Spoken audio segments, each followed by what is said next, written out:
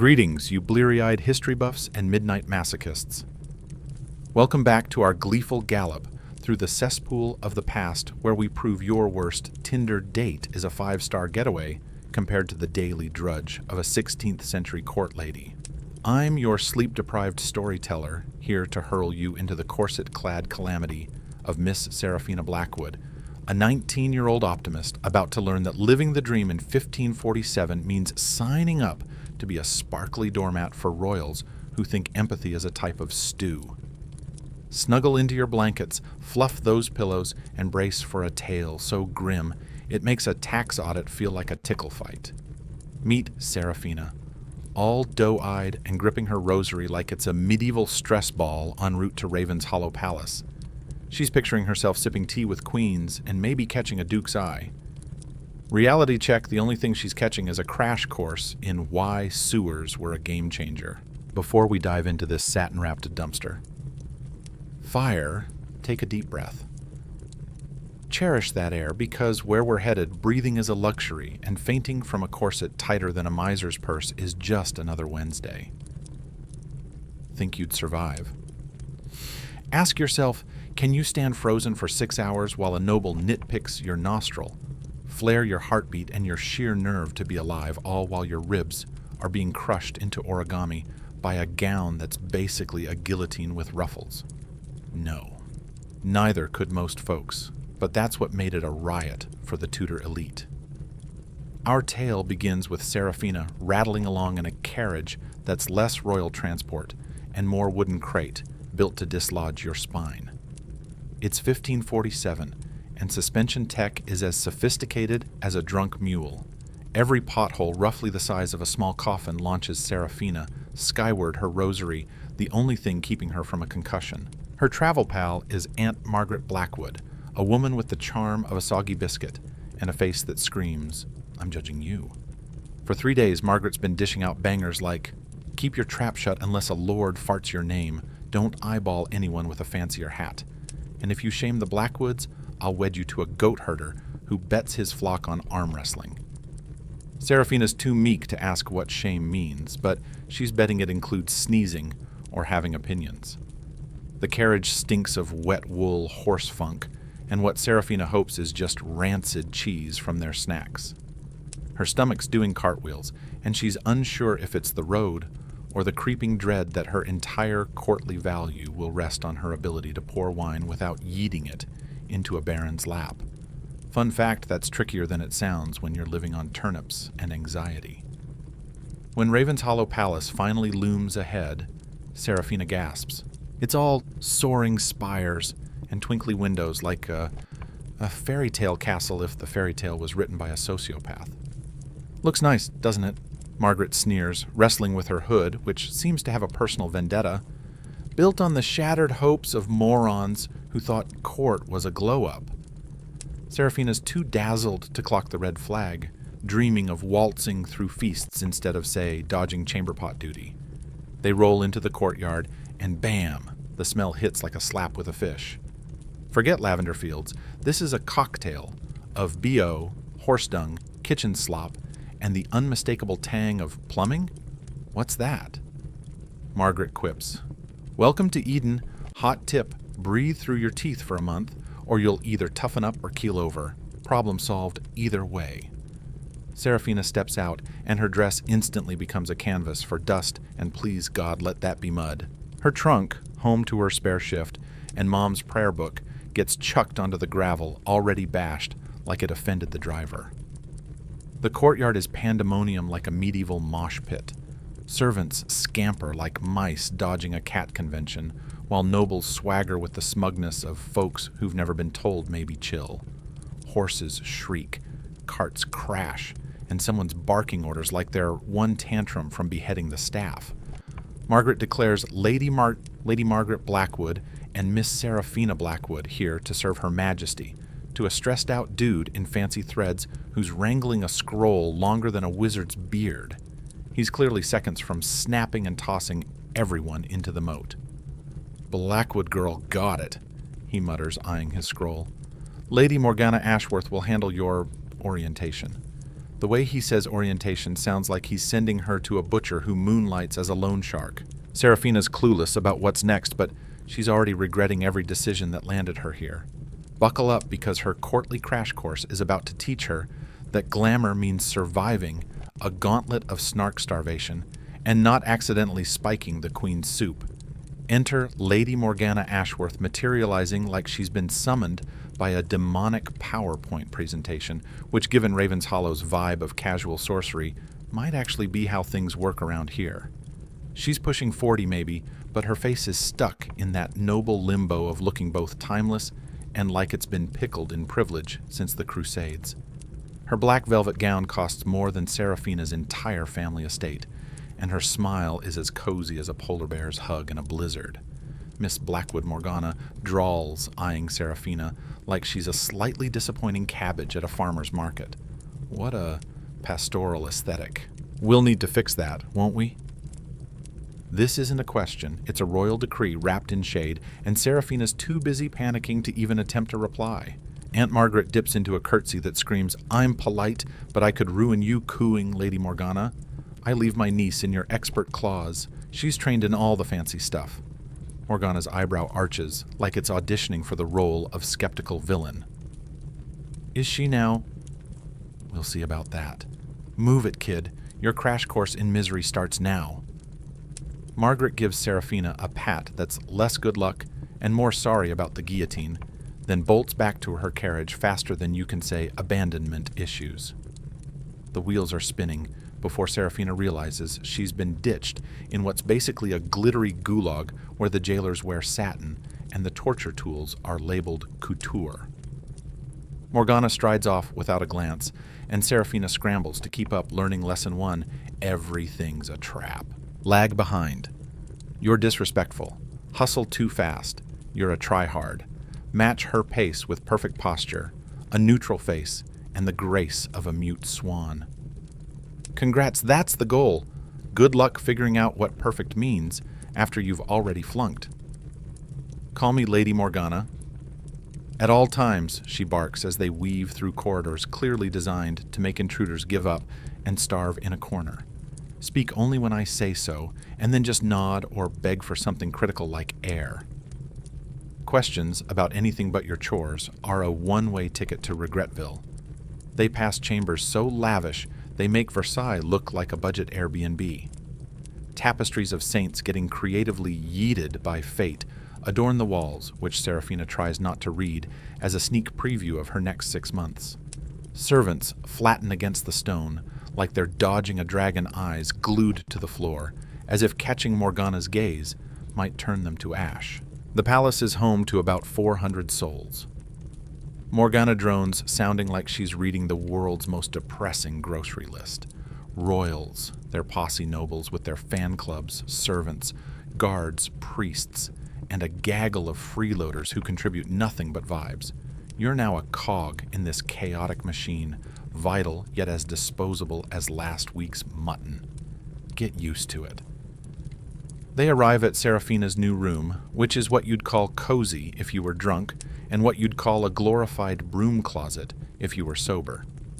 It's up 3 flights of stairs that seem engineered to make you curse every layer of your mandatory 15-pound outfit.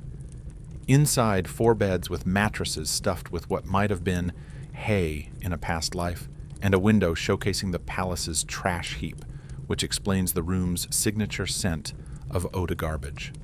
Your penthouse suite. Morgana deadpans with the enthusiasm of someone announcing a tax hike. Meet your roommates in despair: Cordelia Fairfax, Isadora Merchantbottom, and Evangeline Thorne. 3 girls creep out like squirrels, checking if the hawk's gone. Cordelia's got that noble I was born to rule head tilt. Isadora's rocking the panicked grin of a merchant's kid pretending she's fancy. Evangeline's got the vibe of a royal cousin who gets invited to parties, but not the good ones. Fresh meat. Cordelia chirps like she's hosting a barbecue. Hope you outlast the last girl. She survived 3 weeks before what the docs called a nervous breakdown, but I say she was just extra about standing upright for 14 hours straight. Isadora nods like she's heard it all before. The shrieking was overkill, though. If you're gonna crack, do it quietly. Some of us need our 4 hours of sleep between soul-crushing shifts. Evangeline, silent so far, hands Seraphina a wad of cloth. Your uniform, she mumbles. It's a hand-me-down from the last girl, and the one before her. Best not to ask where they went. Ignorance is bliss. The uniform is a gown that was maybe stunning in the reign of Henry VI, but now looks like it's been through a war and lost. The wool's decent, but patched so much it's basically a quilt sewn by someone who hates joy.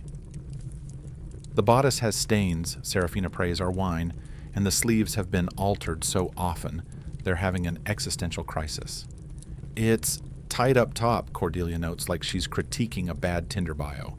Last girl was flat as a crepe, but the one before her was built like a trebuchet, so you're getting it at its Goldilocks phase. Gain an ounce, though, and you'll rip it. New fabric comes out of your non-existent paycheck, so maybe don't inhale for a bit. Morgana watches this like a scientist studying doomed lab rats. Miss Blackwood starts now. Cordelia teach her the basics. Isadora cover food logistics. Evangeline drill her on curtsies. I want her presentable by tomorrow for Her Majesty. The word presentable drips with the optimism of expecting a pig to tap dance, but with more public shaming. Questions. Morgana snaps her tone, implying that asking anything is grounds for a witch trial. Seraphina, juggling a mental list of queries like, where's the nearest outhouse, and will I leave here with my soul intact, shakes her head like her life depends on it. Smart girl. Keep that survival instinct. It's your only asset. Morgana glides out, leaving a trail of pricey perfume and low-grade terror. Cordelia flops onto her bed with the grace of a fainting diva. Welcome to the kingdom's swankiest jail. She sighs, staring at the moldy ceiling.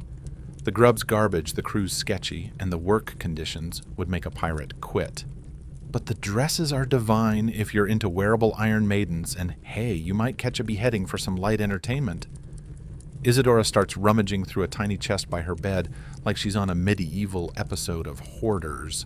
Here she says, thrusting a cracked hand mirror at Seraphina that looks like it's been through a bar fight. Check your face every 30 seconds, not because we're vain, God forbid, but because a stray hair or a smudge could get you labeled anything from sloppy peasant to secret rebel spy, depending on which noble's having a bad hair day. Meanwhile, Evangeline's doing what looks like a yoga routine, designed by a sadist bending at the waist while keeping her spine straighter than a Puritan's morals, and her face locked in a creepy pageant smile. The curtsy, she says, not breaking her flow. 17 flavors based on who you're groveling to the time of day their mood swings, and whether France is currently our BFF or mortal enemy. Screw it up, and you'll either diss someone's ego or accidentally swear your family's allegiance to their rival. Either way, expect a one-way ticket to Misery Town. Seraphina slumps onto her assigned bed, conveniently parked next to the chamber pot, which she's pretty sure isn't random. The mattress feels like it's stuffed with gravel and broken dreams, and the pillow's more of a cruel rumor than an actual cushion. So she ventures, voice wobbling, is there anything fun about this gig? The three girls swap glances like Seraphina. Just asked if the plague comes with a free pony. Cordelia tilts her head, musing, well, sometimes the queen's in such a rotten mood she boots us out early. Mind you, that usually means someone's about to get the chop for treason, so the thrill's kind of dampened by the whole, oh God, are we next vibe. Isadora chimes in. And every now and then, we get food that's only mildly rancid instead of send it to the exorcist, bad. It's all about lowering your standards to subterranean levels.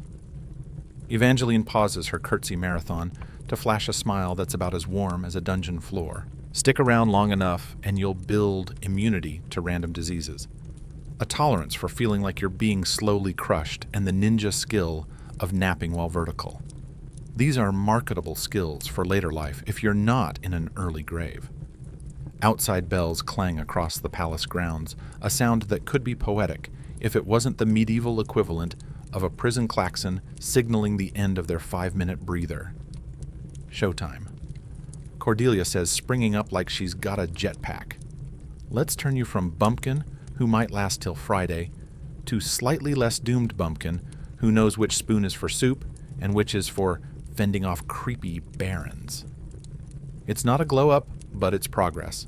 Thus begins Seraphina's crash course in not dying at court, where every grin's a chess move, every syllable's a landmine, and every day's a fresh chance to learn how many ways your soul can be pulverized, while you maintain the posture of a marble statue and the smile of a lobotomized cherub. As the girls start molding Seraphina into someone who won't accidentally spark a war by sneezing. The sun dips below.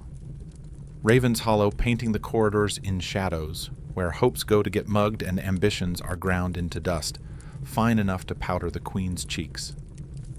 Tomorrow, Seraphina meets Her Majesty Queen Isabel Thornwick.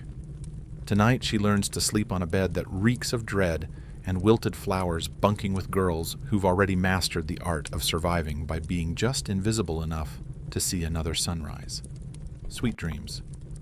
More like hope you don't wake up screaming.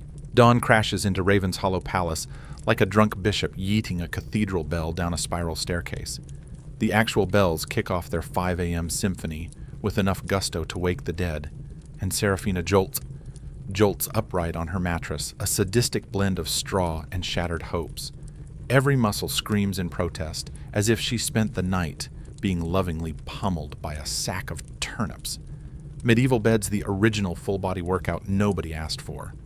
Her roommates snap into action with the grim efficiency of galley slaves who know dawdling means a one-way ticket to noble Rageville. Cordelia rolls out of bed with the poise of someone who's turned suffering into an Olympic sport. Isadora attacks her hair like it's plotting a coup, wrestling it into a style that won't get her branded a heretic. Evangeline's on her knees, supposedly praying, but her face suggests she's less bless us, O Lord, and more smite my haters with boils pronto. Up and at 'em, fresh meat, Cordelia chirps her version of radiant, looking like she was dug up an hour ago. Today's the day you learn to morph from a person with feelings into a fancy coat rack that doesn't drop stuff. It's a breeze as long as you're cool with ditching pesky things like breathing or dignity. Seraphina's makeover kicks off with what Isadora calls foundation garments, though portable torture rig is more on the nose. First up the chemise, a linen shift so overwashed it's basically sandpaper with dreams of being fabric. It's meant to shield your skin from the outfit's sharper edges, like a napkin shielding you from a falling anvil. Spoiler, it's about as effective. The trick, Evangeline says, wrestling Seraphina into the thing is to stop thinking of your body as a living thing with needs. It's just a scaffold for building whatever baddie version of perfect woman is trendy this week.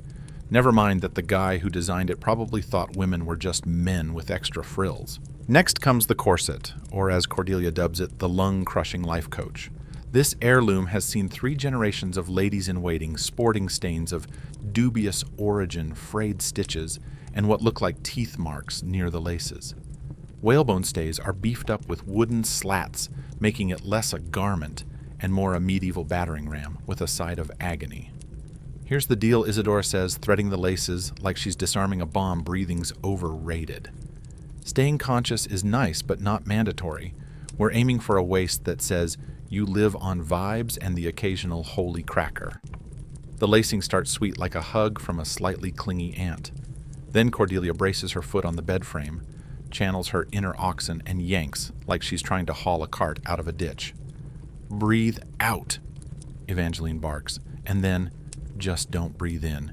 Think of it as Zen, but with a side of possible kidney relocation. Seraphina tries, but her ribs stage a noisy protest, with creaks she hopes are from the corset, and not her actual bones buckling. Is it supposed to sound like a haunted ship? She wheezes, though wheezing's tough when your lungs are playing hide-and-seek.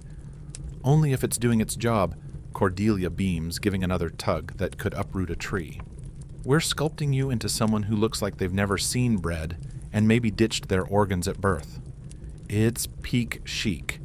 Plus, if you pass out, the corset's got your back, literally.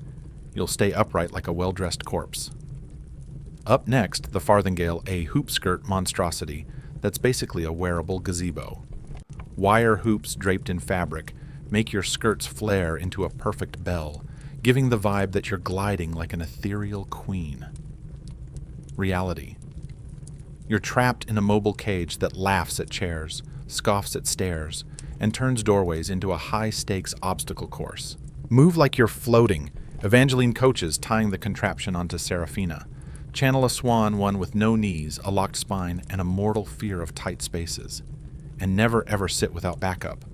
The farthingale will either flash your undies to the whole court, or pin you down till an architect rescues you. Stockings follow, secured by garters that choke your thighs with the precision of a loan shark collecting debts.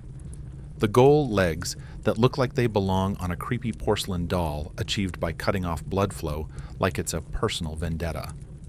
Seraphina's feet get shoved into shoes clearly designed by someone who thought toes were a myth. The leather's stiff enough to fend off arrows, and the pointy tips turn walking into a ballet of move forward. Don't lose a foot. Feel that tingle in your toes, Isadora asks, grinning like a sadistic cobbler. That's how you know they fit. No feeling at all. Even better, numb feet don't complain when you're standing for 12 hours straight. The bodice goes over the corset, piling on more squeeze and enough embroidery to fund a small duchy. The weight of the bling makes standing straight less about manners and more about not toppling over like a bedazzled domino. It's a glowing neon sign shouting, "Look how tiny we crushed her torso," and a reminder that court fashion is just physics with a grudge. The sleeves come next because apparently sewing them onto the dress would be too sensible for Tudor fashion, which prefers the chaos of detachable arm prisons. Each sleeve weighs as much as a toddler throwing a tantrum and needs a team effort to attach, remove, or even think about adjusting. They're designed to drape in perfect, untouchable folds, meaning using your arms for anything useful, like, say, scratching an itch, is a high-stakes game of don't ruin the vibe. Your arms are now garnishes, Cordelia says, pinning the sleeves like she's taming a velvet beast. They're for holding stuff nobles toss at you, waving daintily in chats, or clutching a wall when the corset decides oxygen's a myth. Move them for anything else, and you risk wrinkling the fabric, which could get you pegged as a slob, a traitor, or worst case, a French spy. Then comes the overgown, a velvet and brocade behemoth that could bankroll a small invasion. It's heavier than a knight's armor and takes 3 people to hoist it over Seraphina's head without toppling her carefully stacked undergarments. The purple velvet and gold embroidery shimmer like bottled sunlight, but it's so dense it could double as a ship's anchor in a pinch. This was Lady Catherine Pemberton's Evangeline says, fluffing the skirts with the nonchalance of someone discussing weather, before she got the axe for treason, before her Lady Margaret Ashford wore it, coughed herself to death, and before her Lady Elizabeth Thornwell, who met a horse and didn't win. It's a gown with a body count, basically. Seraphina tries not to see this as a curse, but the fact that her feet are numb and her lungs are on strike suggests the dress itself might be the Grim Reaper in disguise. The headdress seals the deal, a wire and fabric contraption stabbed with enough pins to arm a porcupine militia. It perches on Seraphina's head like a medieval stress test for her neck bones. The hood frames her face to scream noble perfection, assuming perfection means your head's a fancy paperweight, not a place for thoughts. The headdress does it all, Isadora says, jamming pins into Seraphina's scalp with surgical precision. Shows off your hair per court rules, flexes your family's cash, and makes sure you can't whip your head around or glance at the floor. That last bit's key. It forces you to strut like you trust God and clumsy servants to keep you from tripping into a moat. Jewelry's the final touch, borrowed bling worth more than a village's GDP with rules stricter than a nunnery's curfew. The necklace doubles as a choke collar, the rings were sized for someone with sausage fingers, and the brooch is pinned with enough force to survive a joust. Don't touch the jewels, Cordelia warns. Don't nudge them. Don't gush over them. Don't even stare too long. They're on loan from noble families who'll snitch if you so much as breathe wrong. One slip and they'll haunt you till you're in the ground, which, let's be real, might be next week. When it's done, Seraphina peers into the cracked mirror and barely recognizes the mannequin staring back. She's more fabric and gems than human, with a waist squashed into an anatomical lie, a posture locked in permanent curtsy prep, and a face frozen in the blank calm of someone who's yeeted pain to another dimension. "How do you feel?" Evangeline asks like it's a trick question. Seraphina tries to check in with her body, but gets static. The corset's turned her organs into roommates who don't speak the Farthingale's banned normal walking, and the headdress has demoted her neck to jewelry stand. "I feel," she says, groping for words like a really pricey doll someone propped up for show. "Spot on." Cordelia claps, thrilled. "You're not a person, you're a walking mood board. A delicate bank-breaking mood board that can't wrinkle sweat or show a flicker of human weakness without ruining the whole aesthetic. The next hour is a crash course in moving like you're not wearing a portable cathedral. Walking is now gliding with a side of controlled collapse. The Farthingale demands swan-like drifts, the corset rations air to dainty sips, and the headdress forces navigation by side-eye and blind faith. Think Swan Isadora coaches demonstrating. Elegant, poised, and ready to shank anyone who invades your bubble. Swans are basically court ladies with feathers, vicious and fabulous. Sitting a pipe dream unless you've got a pit crew. The Farthingale needs choreography to avoid crushing the overgown.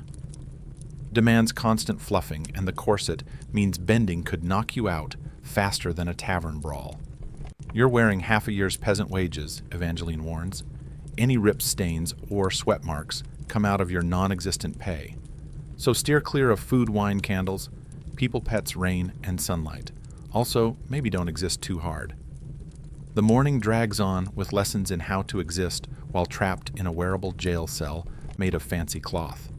Seraphina discovers that stairs are a whole new nightmare when you can't see your feet and have to trust in muscle memory and a quick prayer to avoid yeeting yourself into oblivion.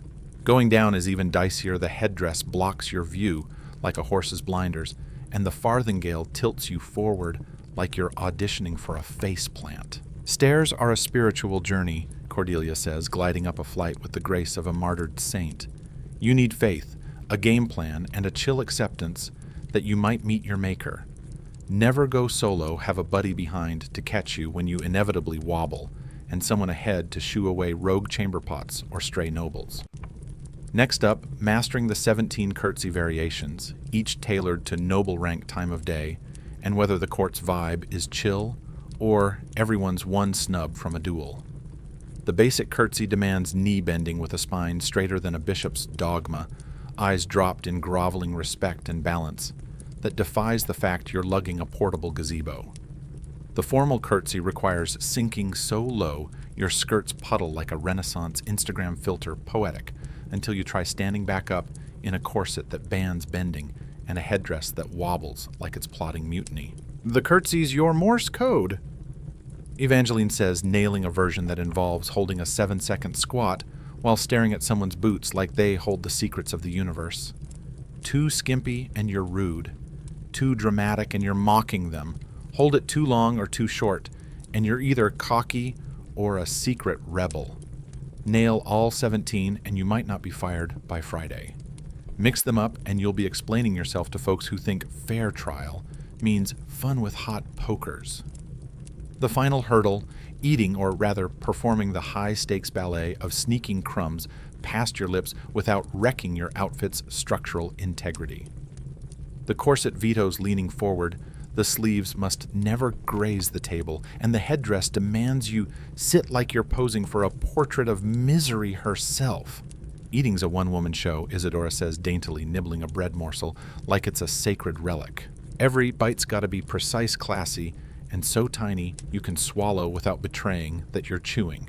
Don't lean, don't reach, and for God's sake, don't let a speck of gravy touch your dress. One stain and you're out, plus you'll get a bill for a new gown that'd make your family sell their ancestral cow. By the time the bells clang 8, Seraphina's gone, from country bumpkin to a life-sized Barbie dressed for a royal gala, but built for display, not function. She can't bend, barely breathes, and her extremities are AWOL, but damn if she doesn't look like the Queen's dream sidekick. The kicker. Perfection's turned her into a walking paradox, a flawless lady-in-waiting who's about as useful as a Fabergé egg in a bar fight. Seraphina feels the irony, like a corset stay, poking her ribs, and she's not alone in noticing the absurdity of it all. At 8:30, the bells blare like a fanfare for the apocalypse, signaling the start of the royal wake-up circus. Lady Morgana materializes in the doorway like a velvet-clad grim reaper, her face screaming, "I've already bet on 17 ways. This newbie will flop, and I brought popcorn." "Destiny calls Miss Blackwood," she says with the cheer of someone scheduling a beheading. "Her Majesty Queen Isabel Thornwick awaits your big debut. Try not to pass out puke or accidentally start a coup." All three have happened, and the cleanup's a nightmare. The trek to the Queen's chambers is like navigating a labyrinth designed by a sadist who hates hoop skirts. Corridors that seemed fine yesterday now feel like alleyways built to test if you can squeeze through without shredding a tapestry worth more than your village. Seraphina learns that turning corners demands a project manager, a slide rule, and a prayer to keep her farthingale from staging a coup against the decor. Arms in head, steady. Face blank as a turnip. Morgana snaps without glancing back. The Queen hates girls who look like they're thinking. Thoughts breed opinions. Opinions spark chats, and chats make monarchs twitchy about rogue brain cells. They pass courtiers who look like they've been sculpted from pain and pricey fabric. The women float by like gorgeous zombies, their serene smiles barely hiding the send help in their eyes. The men bow with the precision of clockwork toys, their outfits proving fashion's torture chamber is an equal opportunity employer. "That's Lord Pemberton," Morgana mutters, nodding at a guy whose doublet looks like it was woven from gold and unicorn tears. 15 years at court, hasn't had a new idea since the last king's coronation. A legend. His wife's a pro at nodding to everything, while committing to nothing survived 3 queens by having the backbone of a throw pillow. The Queen's apartments sprawl across a wing because ruling apparently requires enough closet space for a gown army and mirrors galore. Guards flank every door, their faces blanker than a monk's diary, suggesting they've seen horrors that would make a peasant flee to the hills and have coped by mentally checking out. The antechamber's bigger than a yeoman's farm, decked with portraits of past queens glaring down like they've already graded Seraphina a D-. The furniture looks cozy, but is built to punish anyone in court dressmaking, standing for hours not just polite, but your only option. "Wait here," Morgana says, "until Her Majesty's ready. Could be minutes, hours, or fun fact days." Lady Prudence Weatherby once stood for 6 days because the Queen forgot she existed. Survived on hair ribbons and window condensation. True grit. Other ladies in waiting dot the room, standing like statues who've forgotten what comfort feels like. They nod at Seraphina like inmates welcoming a new cellmate to the Misery Motel. Nobody talks chit-chat. Without royal approval is a fast track to conspiring against the Crown Jail. The wait starts at 9 and drags on like a medieval tax audit. Seraphina's feet, crammed into shoes designed by a foot-hating demon, scream for mercy. Her corset, once just tight, now feels like it's playing musical chairs with her organs. The farthingale's gone from bulky to a full-on cage, making weight shifting a structural engineering puzzle. "The trick," whispers Lady Beatrice Ashford, who's been at it for 3 hours with only a twitching eyelid to show for it, is to zen out and pretend your body's on loan to someone in Narnia. Someone who isn't dying of fabric overdose and blood flow betrayal. By 10:30, noises leak from the Queen's chambers, not words but crashes and yelps that suggest the royal morning routine is less graceful awakening and more tantrum with a crown. Something pricey shatters, followed by a shouting match that sounds like it could end in someone being yeeted to the lions.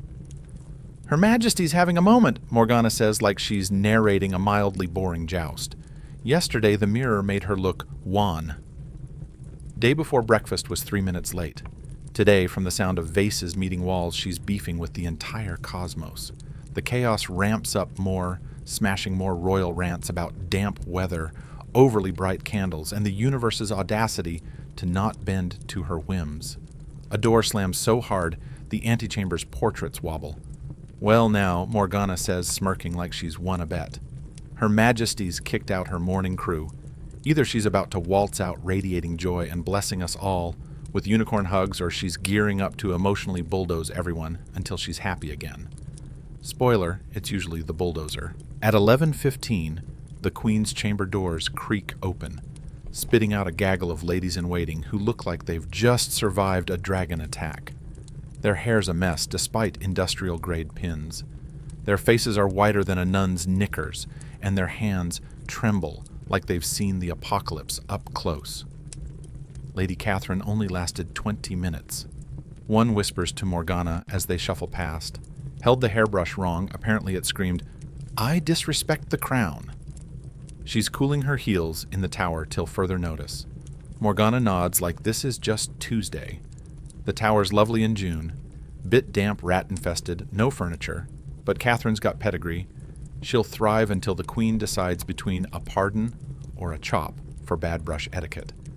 The summons comes via a page boy who sprints in looking like he's outrun a horde of demons. His livery's crooked, his face is redder than a spanked tomato, and his eyes scream, "I need a hug and a decade off." Her Majesty, he squeaks, voice cracking like a pubescent lute string, will see Miss Seraphina Blackwood. Now, maybe yesterday. He leans in, whispering, "Good luck. Don't breathe too loud." The 30-second trek from antechamber to the Queen's receiving room feels like a death march to the gallows. Morgana dishes out last-second tips, like a priest giving last rites, curtsy the second you're in. Don't speak unless she pokes you. Don't stare at her unless she says so. Don't touch stuff. Don't comment. Don't gasp. Be visible enough to dodge rude, but bland enough to avoid her scrapbook of grudges. The Queen's receiving room is a shrine to, if a little gold's good drowning in, it's better. Every surface glitters with enough gold leaf to bankrupt a duchy, and mirrors bounce light around until the place glows like a fever dream. Or maybe just the result of blowing a small nation's budget on tacky decor. Queen Isabel Thornwick lounges on a chair that's either a throne in denial or a sofa with an ego trip. She's about 30, but between the caked-on makeup fortress-like gown and aura of curated majesty, it's hard to tell where the human stops and the royal cosplay begins. Her dress is a gold-threaded masterpiece, dripping with enough pearls to arm a fleet of snobby merchants. Her headdress laughs at physics, a gem-crusted monstrosity that could fund a war or two. She sits with the spine of someone who's never doubted her right to ruin lives based on a bad hair day. And she looks pissed, like the universe personally flipped her off. So Isabel says, her voice sharp enough to cut glass, "You're the new kid who thinks she can hack my entourage." She eyes Seraphina like she's a cow with a limp at market. Bold move. Kinda cute. Seraphina drops into a curtsy. She praises the right one, deep but not. "I'm mocking you." Deep, held for the exact seconds to scream, "I'm fancy but not too fancy." It's a math problem that'd stump a scholar, and she's running on panic and vibes. "Your Majesty," she mumbles, staring at the Queen's bedazzled shoes like they hold the secrets to eternal life. "Up," Isabel snaps. Seraphina tries to rise, but standing from a curtsy in a corset that bans bending, and a farthingale that wobbles like a drunk toddler, is like defusing a bomb while riding a unicycle. She doesn't faceplant, which feels like divine intervention. The Queen circles her like a vulture, eyeballing lunch, or an art snob judging a knockoff statue. "Turn," she barks. Seraphina shuffles in place, juggling her skirts, her feet, and Newton's laws to avoid toppling into a tapestry. "Posture's decent," Isabel grunts, sounding like she's praising a mildly okay turnip. Curtsy's passable. The dress. She squints at the purple velvet like it's a rare coin. Lady Catherine Pemberton's right, before she met the axe. "Yes." "Your Majesty," Seraphina says, wondering if rocking a traitor's hand-me-downs is about to land her on a watch list. "Looks better on you," Isabel says, flopping back onto her throne sofa like she's solved a crossword.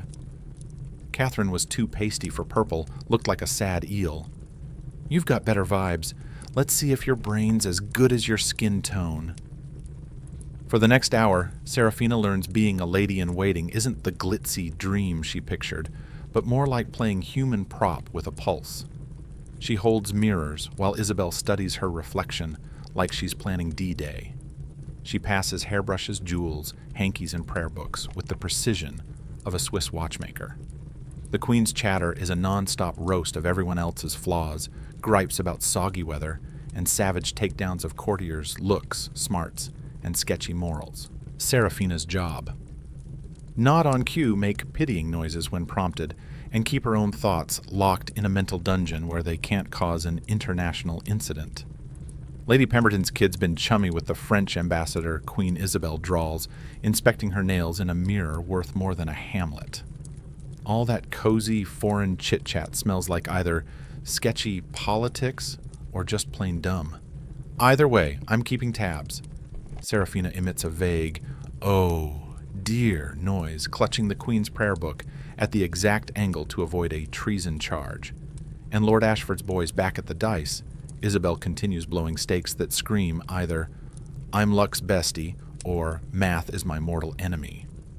His dad needs to whack him harder, might fix his attitude and his abysmal addition. The Queen's gossip rolls on like a medieval roast, each jab demanding Seraphina nail the perfect response. Interested, but not nosy, attentive, but not opinionated. Too much zest, and she's a tattletale. Too little, and she's snubbing royalty. The mental math gives her a headache. Her headdress is gleefully amplifying. At 12:30, a page hollers that lunch is ready, sparking Seraphina's first royal crisis. Moving the Queen from her chamber to the dining room is less a walk and more a military campaign, requiring 6 people precision choreography and nerves of steel. The Queen's train needs to be draped just so her headdress checked for rogue wobbles and her jewels inspected to ensure no gems gone AWOL during her morning rant.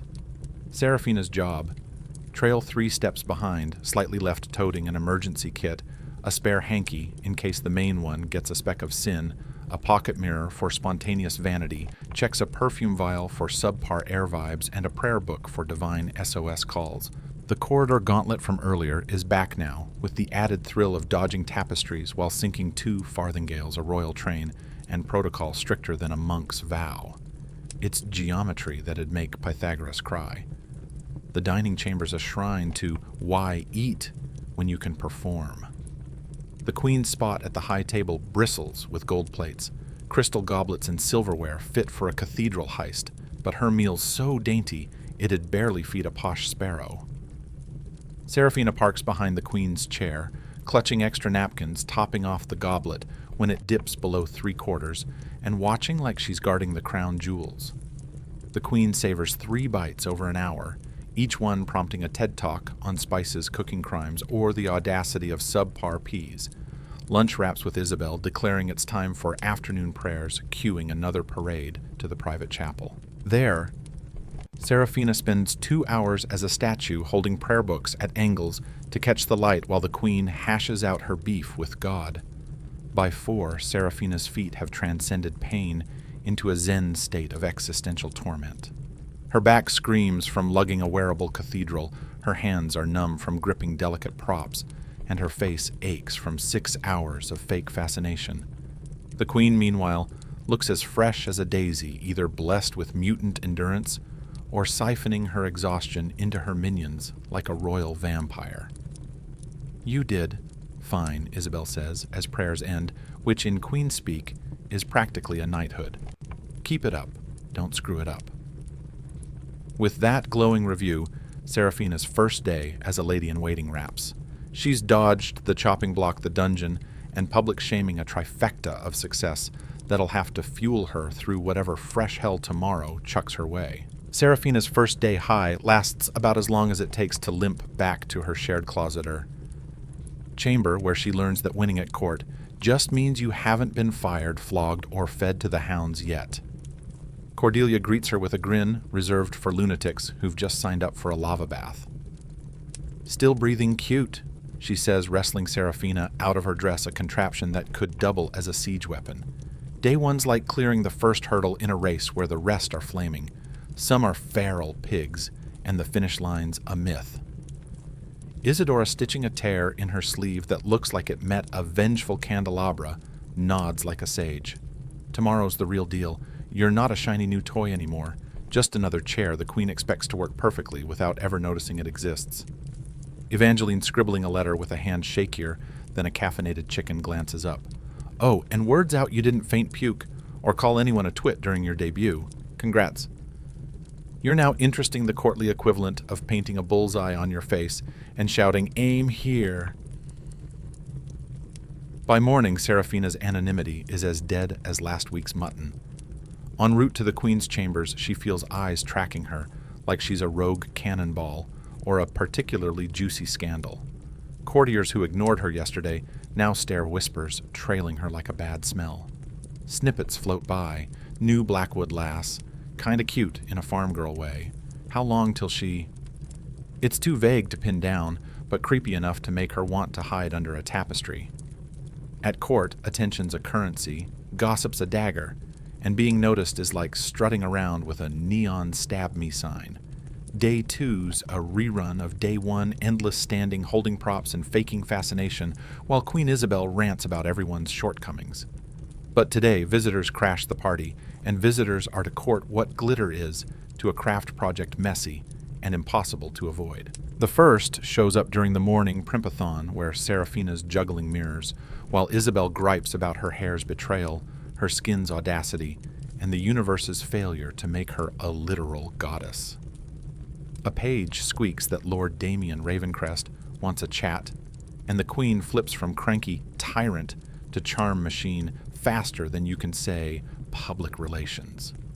Lord Damien, she coos, voice dripping honey. What a treat! Bring him in pronto! Lord Damien Ravencrest swaggers into the room like he owns the air itself.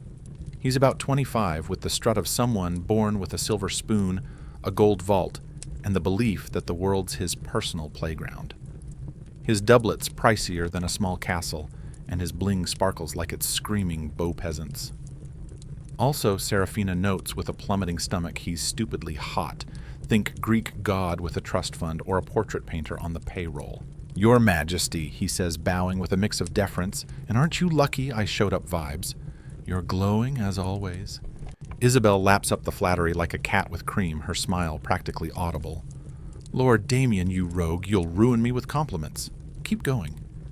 She waves him closer, her voice now a flirty lilt that was definitely absent during her earlier tirade about subpar courtiers. I bring His Majesty's regards. Damien says, gliding forward like he's never worn anything heavier than ego. He's checking you've got all you need to stay comfy. It's clearly code for some courtly chess move Seraphina can't crack yet. Isabel's grin widens predatory as a shark spotting a slow swimmer. How sweet of His Majesty, she purrs. I'm quite content. My staff's top-notch. She pauses, scanning the room, like she just remembered she has minions. In fact, I've got a new girl who's not terrible. And then, like a horror movie, jump scare the Queen and Damien turn to stare at Seraphina. Oh, Damien says, his eyes lingering like she's a painting he might bid on. Charming. And that gown's a stunner. It's a standard courtly compliment, as safe as saying nice clouds today, but the way his gaze slides from her face to her dress and back again feels like he's mentally taking measurements for trouble. Isabel clocks it too. Her smile freezes into that I'm saving this for later look that screams danger. Miss Seraphina Blackwood, the Queen, says, her tone sharp enough to cut through the tension. From the Blackwoods of Thornshire. Damien repeats Blackwood like he's sampling a fine wine. Solid family. I knew your cousin, Lady Margaret's brother. Sharp guy knew how to keep things quiet. The way he says it makes Seraphina wonder if quiet means loyal or buried secrets in a swamp. The way Lord Damien purrs discreet loyalties sends a shiver down Seraphina's spine, like she's just been handed a coded note labeled trouble. At court, every word's a riddle, and even her family tree's apparently up for debate, like it's auditioning for a spy novel. You honor our family, my lord, she squeaks, dropping a curtsy. That's a math problem in motion. Too deep screams suck up, too shallow screams snob, and the Queen's watching like a hawk with a scorecard. It's trigonometry for survival. The honor's all mine, Damien replies. his gaze lingering like he's mentally framing her for his trophy wall. Catch you later? Yeah. It's flirty, but feels like a velvet-wrapped bear trap. After he struts out, the queen goes quiet. Her silence is heavier than a cathedral sermon.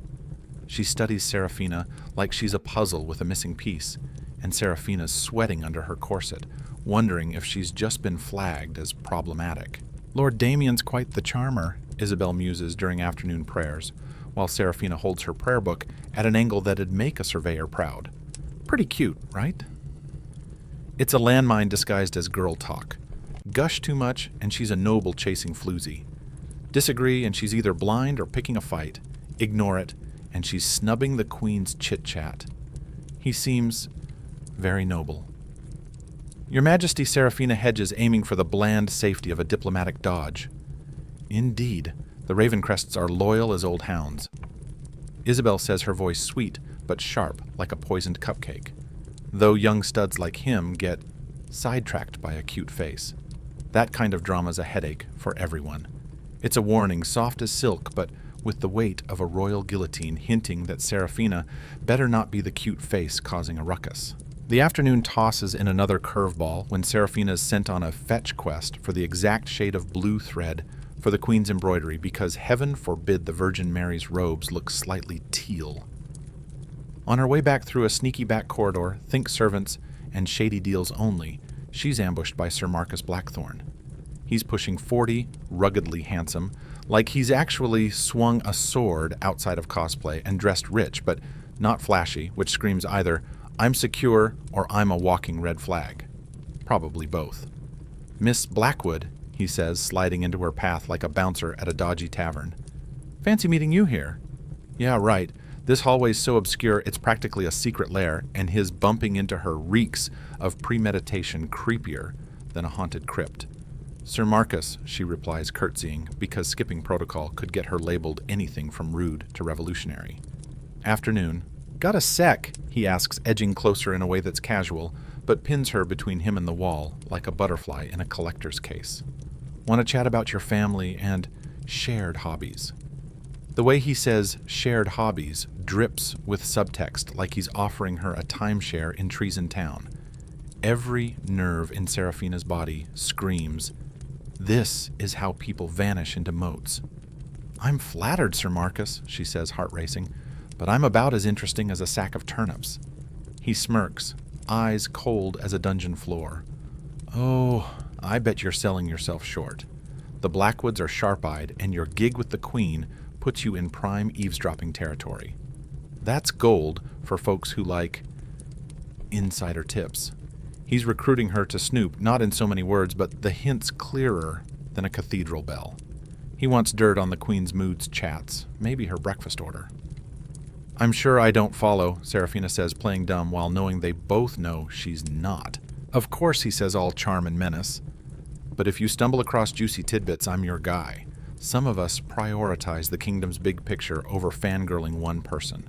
It's a threat polite as a tea party, but sharp as a dagger, implying she either spies for him or risks being tagged as disloyal. I'll keep your kind offer in mind, she says, mentally screaming for an exit before she's roped into a conspiracy. Smart girl, he says, stepping aside, but not before tossing in, say hi to your bunkmate Evangeline Thorne. Her family's always been flexible about politics. The way he says it makes Seraphina wonder if flexible means savvy or already on his payroll. With Sir Marcus's parting zinger about Evangeline's shady connections, he melts into the corridor's shadows, like a villain in a cheap play, leaving Seraphina alone with the dawning horror that her courtly gig has painted a neon "Recruit Me" sign on her back for every schemer in a fancy doublet. She's a pawn in a game she doesn't get, and she's definitely not here for it. Back in the broom closet-turned bedroom that evening, Evangeline's waiting with a look that says she's already got the Cliff's Notes on Seraphina's creepy hallway chat and is ready to dissect it like a frog in a science fair. So, she says, skipping the small talk, Sir Marcus tracked you down. It's not a question, it's a statement delivered with the certainty of someone who's either psychic or plugged into a gossip network that'd make a modern tabloid jealous. He name-dropped you. Seraphina replies, squinting at Evangeline like she's trying to spot a secret handshake. Evangeline doesn't flinch. Oh, I bet he did. Marcus loves cozying up to us Queen's maids. Thinks we're a pipeline for juicy tidbits to anyone who shares his hobbies. She pauses, picking her words like she's dodging landmines. Question is, you into his kind of fun? Cordelia and Isadora are conveniently missing. Probably not a coincidence, since this convo screams fewer witnesses, better deniability. Seraphina plays dumb. Not sure what hobbies we'd share, but deep down she knows her days of blissful cluelessness about court scheming are deader than a jousting dummy. Surviving past spring, Evangeline says blunt as a sledgehammer. The Queen's throne's wobblier than it looks. Some folks think her sway over the king's a bit much. Marcus reps a crew who reckon a new face in the royal lineup would perk things up.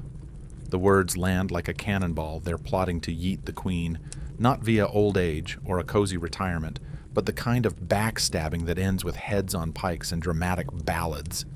That's, treason. Seraphina whispers, eyes wide. Evangeline smirks, unfazed. Nah, it's survival. The Queen's got haters, big ones. When she goes down, her minions won't be sipping tea in the countryside. Unless, we prove we're Team Kingdom, not Team Isabel. It's the same pitch Marcus gave recycled like a courtier's hand-me-down gown, and it screams organized conspiracy with PowerPoint slides and a group chat. What if I say no to this loyalty switcheroo?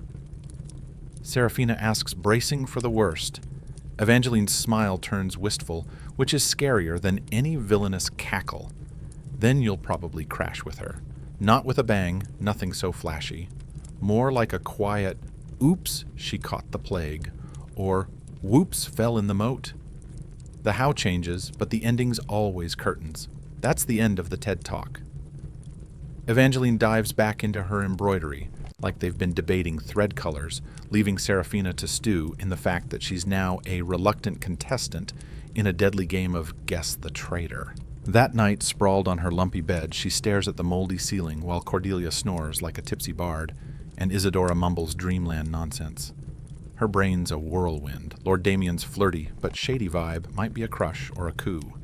Sir Marcus wants her to snitch on the Queen's every sneeze, and Evangeline's neck deep in a plot that could land them all in the history books or the chopping block. Worse, everyone seems to think she's got the smarts to juggle this mess of secrets and side-eyes when she's barely keeping it together, holding a mirror without yeeting it. Tomorrow's sure to bring fresh traps, new loyalty tests, and probably more creeps trying to draft her into their schemes. The only certainty, the starry-eyed girl who rolled into Ravenshollow 3 days ago dreaming of dances and dashing knights, is gone, replaced by someone learning the hard way that court survival's less about charm and more about dodging silk-clad sharks who whisper instead of bite. By her 3rd week, Seraphina's neck-deep in prep for the Feast of St. Bartholomew, a noble free-for-all where lords and ladies flex their cash clout and knack for grinning through pain to climb the social ladder. It's like a reality TV finale, but with higher stakes. One wrong word could launch you to stardom or yeet you into a scandal-soaked grave.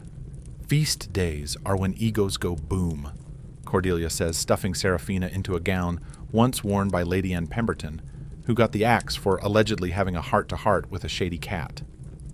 Booze, bigwigs, and bad decisions in one room, it's a ritzy, slow-motion disaster flick. The Great Hall's getting a makeover that screams too much is never enough, like someone snorted gold dust and went wild with gems and fabrics pricier than a fleet of war horses. Seraphina's job, play human mannequin clutching decor, while others tweak it like it's a divine mandate. Higher Lady Morgana snaps, eyeballing the 3-pound silver candlestick Seraphina's been hoisting for 20 minutes. No lower. Left. Your other left. Do you even know what left is?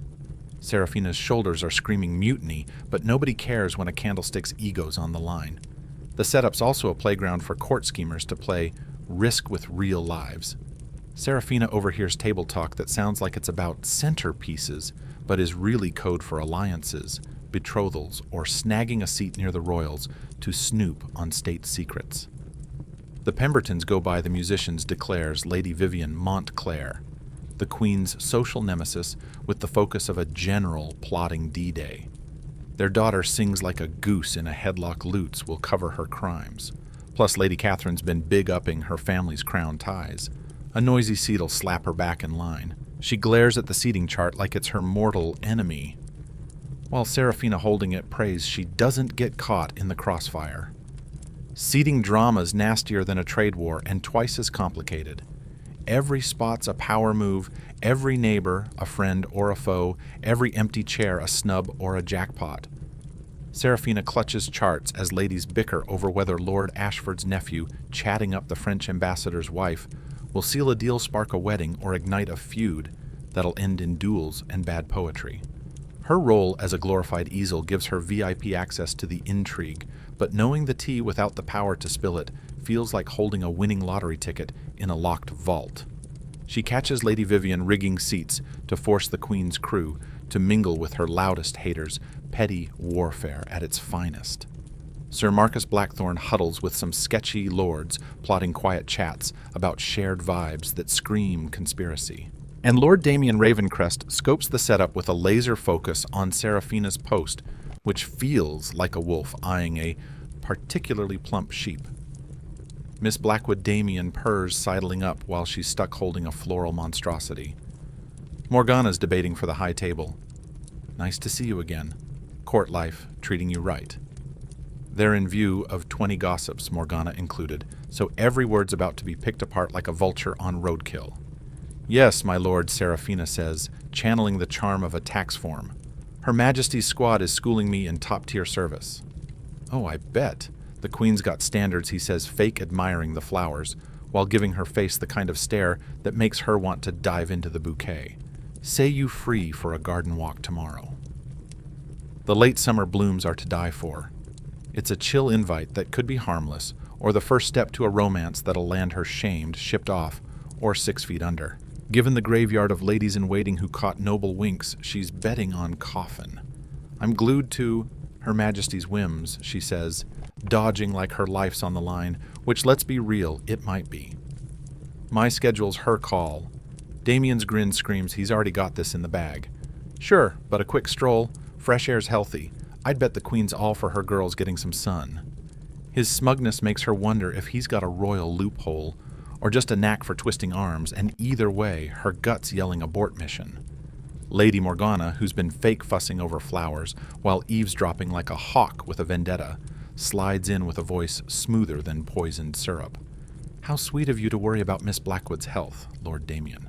I'm sure Her Majesty will love hearing about your little garden invite when we plan tomorrow's schedule. Her tone screams that the Queen's about to get a full report, and her opinion might land like a royal anvil on Damien's charm and Seraphina's hopes of staying out of the gossip mill. The Feast of St. Bartholomew kicks off with a procession that's less parade and more a holy ode to showing off. Nobles strut in by rank, their status measured in outfit bling servant, squad size, and how close they get to the royal VIPs. Seraphina's stuck with the ladies-in-waiting trailing 3 steps behind the Queen, slightly right clutching a gold box of Her Majesty's personal utensils, because apparently royal taste buds can't handle tableware that's fraternized with pleb tables. The Great Hall's been pimped out into a shrine to go big or go broke. Every inch glitters with precious metals, fabrics shimmer like they're woven from gold, and decor screams, behold wealth you peasants can't even dream of. The high table where the Queen and her A-listers chow down sits on a platform so everyone can gawk at their dining drama. The Queen's chair, a throne cosplaying as furniture, studded with enough gems to arm a militia, and padded with cloth that costs more than a farmer's life savings. Seraphina's post is behind the Queen's chair, where she's on napkin duty, topping off goblets when they dip too low, and keeping the hyper-alert vibe of someone guarding a nuke. She's got a front-row seat to the royal food pageant, where every nibble's a dance move, every gesture a power play, and every chat a veiled plot dressed up as small talk. The dishes are pure theater-think roasted swan with its feathers glued back on, posed ton, like it died mid-soliloquy, or a marzipan castle with gold leaf and tiny sugar saints getting martyred in style. The queen pecks at these edible art projects, managing 3 bites in 2 hours while dishing political shade. Lord Pemberton's eating like a hog at a trough. She sniffs as Seraphina refills her goblet with wine pricier than a warhorse. That kind of munching screams either bad manners or fear. His next meal's not coming. Neither's a good look for a lord. Seraphina nods, trying not to drool over the aromas of meat, spices, and pastries she can't touch. The feast drags on, like a mass designed to break spirits. Courses roll out in a synchronized chaos of servants, musicians, and jesters, all while nobles choke down food they hate, fake laugh at chats they loathe, and pretend this is peak humanity. Seraphina's stomach growls louder than a bear, but she's banned from eating until the leftovers, aka noble-picked scraps, are fair game for servants. By then, it'll be the kind of meal even a desperate dog would side-eye. As the wine flows, the feast's political vibes get spicier. Polite banter morphs into deal-making shade-throwing, and threats wrapped in smiles. Seraphina's invisible yet perfectly placed to overhear chats that could topple dynasties if leaked. During a musical breather, Lord Ashford leans into Sir Marcus Blackthorne, muttering, "The northern lords are getting too cozy, running their own show. A little royal reminder might straighten them out." Marcus slices his meat like he's auditioning for an assassin gig, nodding. "Oh, we can handle that?" Sometimes these problems fix themselves. Local bigwigs catch a sudden fever or get urgent family drama far away. The way he says it makes Seraphina wonder if fever means poison, and family drama means exile, or worse. The breezy chat about what's basically a hit list served alongside swan sculptures and gold-dusted pastries makes Seraphina wonder if she's tripped into a hallucination where fork placement and murder plots share equal billing. These are the same folks who duel over a napkin fold but are chill plotting to retire pesky rivals over dessert. Lord Damien parked at a table with a clear shot of Seraphina's spot behind the queen's chair. Keeps catching her eye, with smiles that swing from "you got this" to "I'm mentally measuring you for my trophy case." Each glance is a move in a chess game she's playing blindfolded, and the whispers from other courtiers hint his interests now the hot gossip. Young Ravencrest's smitten with the queen's new gal, Lady Pemberton, hisses to her tablemate, fancying the help. Either his standards are in the gutter, or he's got niche tastes. Either way, juicy. The jab's got that courtly mean girl sting, but worse, it marks Seraphina's shift from wallpaper to bullseye. She's now gossip-worthy, which at court is one step from needs to be dealt with. The feast peaks with a sugar and clockwork lion that struts across the high table, roaring and spitting trinkets from its mane like a candy piñata with a PhD. It's the love child of months of artisan sweat and a budget that could buy a duchy all for 5 minutes of ooze before it's smashed and eaten. As the night winds down, Seraphina clocks that the feast's razzle-dazzle was a smokescreen for a tangle of deals, threats, and alliances that'll redraw the court's power map. She's heard treason-adjacent chats, treaty. Busting pacts and plans, that'd be war crimes if the culprits weren't dripping in diamonds. This intel sits in her gut like dodgy stew, a constant reminder she's got dirt that could skyrocket her status or get her erased, depending on how well she plays dumb while proving she's no snitch. The final dessert's a sugar palace, complete with tiny candy courtiers posed to mirror the court's pecking order. It's so on the nose, it's practically a threat, with each figure's spot screaming favor or doom. Seraphina spots her own sugar doppelganger in a place that could mean rising star or about to crash the edible arts, too vague to tell which is somehow scarier. As the nobles start their snooty exit rituals, Seraphina helps the queen navigate the delicate dance of leaving without looking like she's fleeing or ungrateful for the over-the-top show. Isabel dishes her takes, slicing courtiers' manners, food choices, and right to breathe. "Lord Damien was very into the service tonight," she says, while Seraphina fluffs her train for the royal exit parade. Such focus on protocol's admirable, but what exactly had him so glued? Her tone's sharp enough to cut glass, hinting she's clocked Damien's eyeballs on Seraphina, and isn't thrilled. By the time Seraphina drags herself to the servants' quarters for dinner, the spread's a sad trio of brick-hard bread cheese that's possibly plotting world domination and wine that tastes like it was aged in a boot. She chows down like it's gourmet, while the staff dissects the night like it's a battle or a hurricane. Did you see Lady Pemberton's face when they stuck her next to the Flemish merchant's wife? A kitchen maid cackles. She went green as bad milk, thought she'd keel over from the shame. The chatter's a gleeful roast of social flops, sneaky deals, and flirty scandals, and Seraphina knows. Her own will they won't they, with Damien's primed to be next week's tea. Stumbling back to her shared closet room, Seraphina muses that court's a bizarre stage, where everyone's actor, critic, hunter, and snack all at once. The feast schooled her in power plays no etiquette manual could touch, but she's starting to suspect the price for this crash course might be her sanity or her neck. The morning after the feast of St. Bartholomew crashes in with humidity so brutal it turns Seraphina's gown into a soggy sweat lodge and makes breathing feel like slurping soup through a straw. She's jolted awake by Isidora's epic hurlfest into the chamber pot, a performance that screams, "Last night's fancy feast is now a vengeful X." Food poisoning. Cordelia chirps, braiding her hair with the pep of someone who's seen this post-party puke-a-thon too many times. Half the court's down for the count, the other half's acting fine while plotting their next loo break like it's a heist.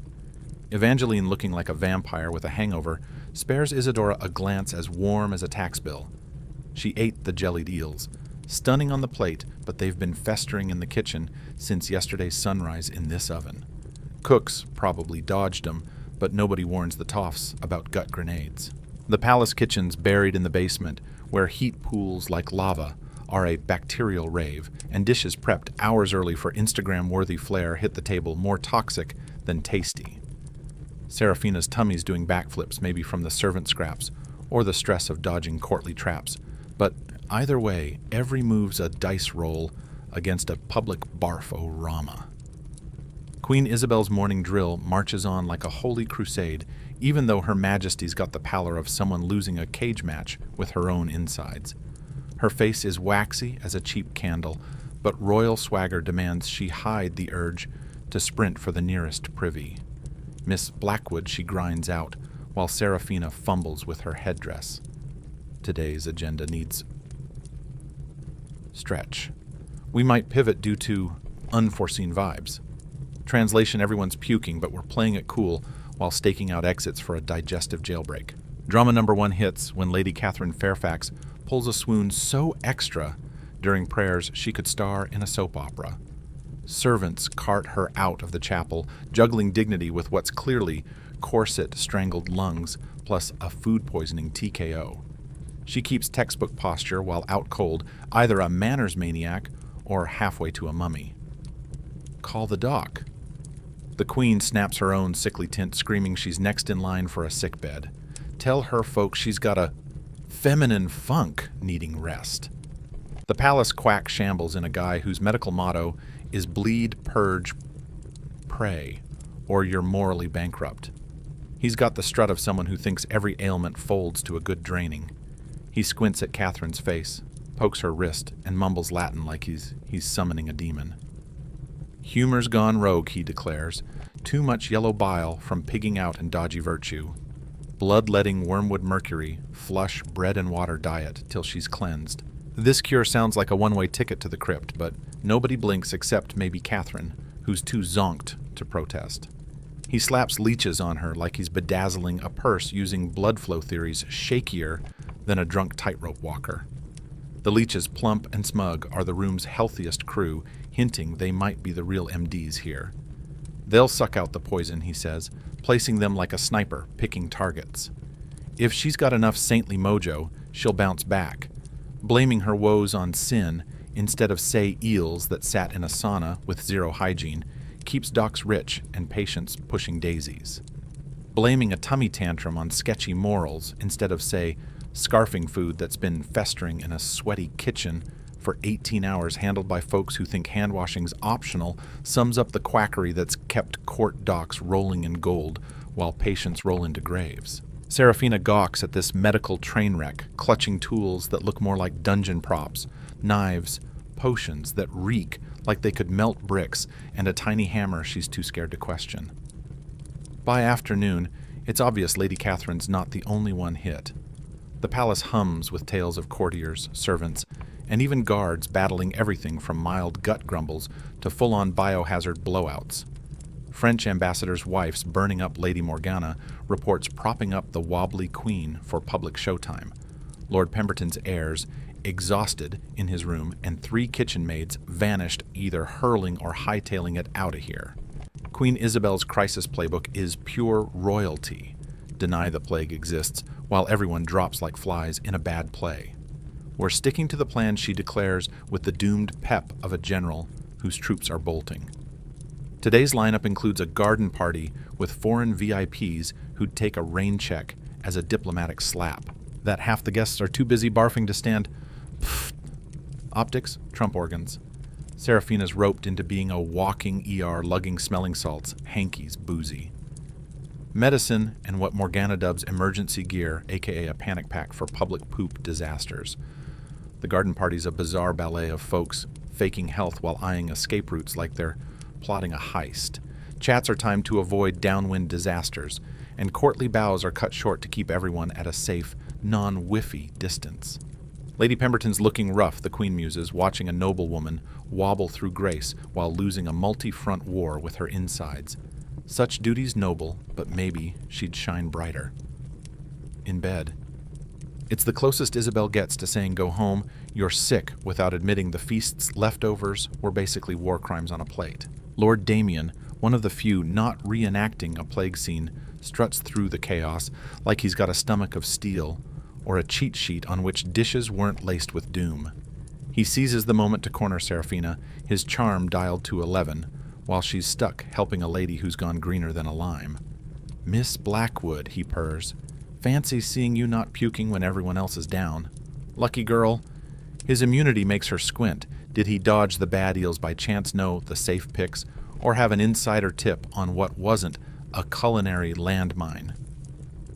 Just blessed, my lord, she says, hedging like her life's on the line, because blessed sounds better than paranoid and starving. Oh, I bet he smirks, all suave confidence. How about stretching that luck with a quick herb garden stroll? The mint's a real gut soother in times like these. His invite's so slick, it screams pre-planned, like he's timed the Queen's own tummy troubles to keep her too distracted to notice Seraphina sneaking off. Pulling this off mid-plague shows either ninja-level scheming or some serious courtly juice, and both options make Seraphina's gut churn harder than the eels ever could. The herb garden's a sweet escape from the palace's puke-pocalypse, with lavender, rosemary, and mint wafting like nature's Pepto-Bismol. Seraphina's queasy gut chills out, though she's not sure if it's the plant's magic or just the lack of nearby barf symphonies. Palace docs are clueless, Lord Damien says, eyeballing some sage like he's a medieval Dr. Oz. Their cures are deadlier than the disease.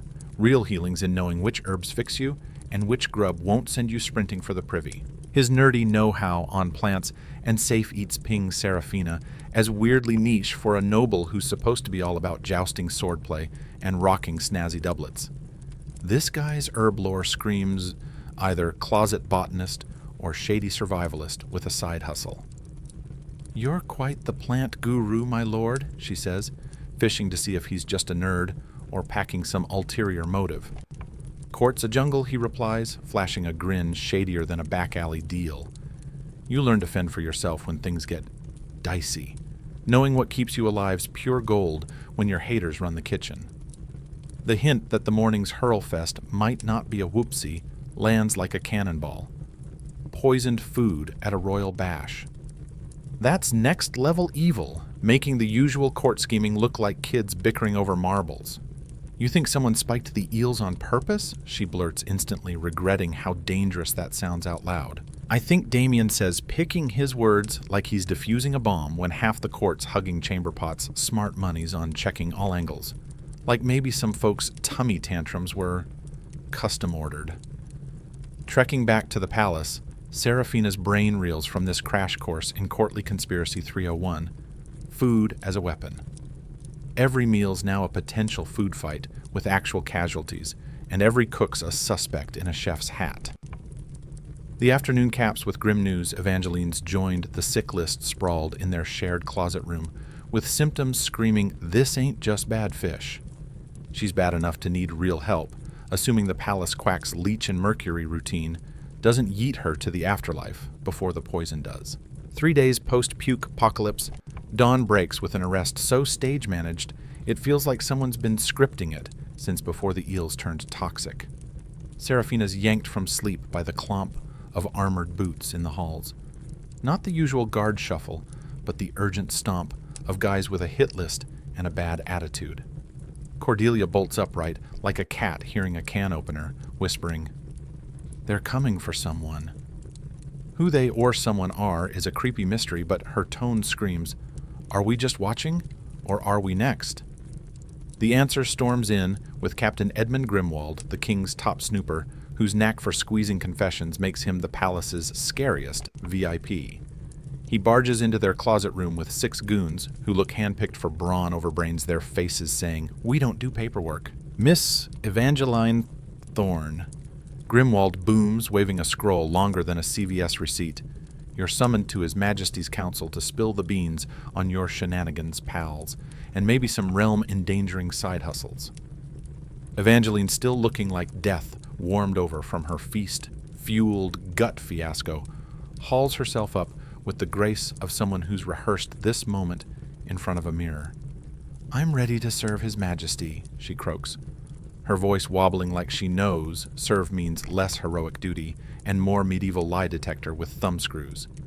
The guards march her out with more pomp than a royal wedding, forming a tank-like squad around her, while Grimwald keeps it so polite it's creepier than a straight-up snarl. Left in the room, Seraphina and Cordelia sit in stunned silence, like they've just survived a tornado.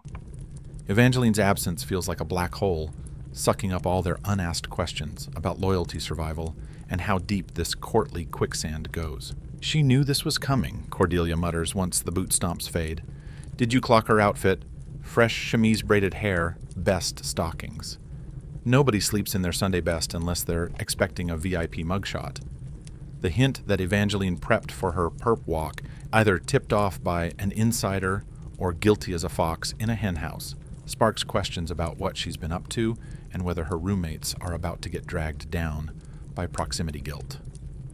Seraphina trudges to queen duty like it's just another Tuesday, but the gaps left by missing ladies-in-waiting make the routine feel like a play with half the cast AWOL. Isabel acts like ignoring the drama makes it less real, as if arrests are just spicy decor. Miss Blackwood the Queen says all serene while Seraphina shuffles her prayer books. "I hope you slept through the hallway ruckus. The palace sometimes needs extra muscle to keep the kingdom cozy. It's a royal dodge spinning. We nabbed your bunkmate for treason into just a security drill. No biggie letting everyone fake chill, like it's all under control." At lunch, a page with the shell-shocked vibe of a war courier drops the next bombshell. Lord Damien Ravencrest's been nabbed for plotting against the crown. He intones like treason's just a parking ticket. His stuff's locked down, and his buddies are getting the 3rd degree about his schemes. Isabel takes it with the calm of someone hearing about a rainy forecast, but her knuckles go white on her goblet, hinting she's not shocked, just not thrilled. How sad, she sighs, pausing like she's auditioning for surprised monarch. Damien seemed like such a hot shot. Goes to show you can't spot a snake under all that charm. Her tone's cool, but it's clear she's mentally filing this under not my problem yet. The Queen's sharp jab about Lord Damien's shady charm, delivered with a laser stare at Seraphina, isn't just tea spilling, it's a neon warning sign flashing "hang with sketchy folks, and you'll be next on the chopping block." That afternoon, Seraphina's own summons lands via Master Aldrich Grimwald. Captain Grimwald's sneakier sibling who's got a knack for mind games that make thumbscrews look cuddly. "Miss Seraphina Blackwood," he says, all polite menace. "His Majesty's Council wants a chat about your hot takes on recent drama and certain persons of interest. It sounds like they're just fishing for gossip, but the armed goons and the meeting spot in the palace's bureaucratic dungeon, think cubicles of doom instead of cozy tea room, scream that witness and suspect are just different flavors of screwed. The interrogation room's a masterclass in subtle spooks. The chair's low enough to make you feel like a naughty kid. The lighting casts shadows creepier than a ghost story, and the acoustics ensure your every squeak echoes while whispers fizzle out. Master Aldrich's vibe is like a velvet glove, hiding a steel fist, asking softball questions with the persistence of a door-to-door salesman who knows you're hiding. He kicks off with yawn-fest stuff, daily grind job duties, court life vibes. "You've been Queen's sidekick for weeks," he says, flipping through notes thicker than a monastery's Bible. "Bet you've clocked some juicy tidbits about the fancy folks around you." The Q&A gets spicier, zeroing in on her chats with Lord Damien Evangeline's shady whispers, and the political tea she overhears while toting the Queen's prayer books. Every question's wrapped as a friendly help us out, but it piles on pressure like a corset at a buffet. "Lord Damien was super into you," Aldrich purrs his tone, hinting it's more than noble flirt vibes. That kind of focus usually means he's either sweet on you or fishing for secrets. Care to spill which one? The hint that her Damien chats might tie to a grand plot makes Seraphina realize she's stuck picking between treasonous sidekick or clueless pawn. Neither's a LinkedIn flex for staying alive.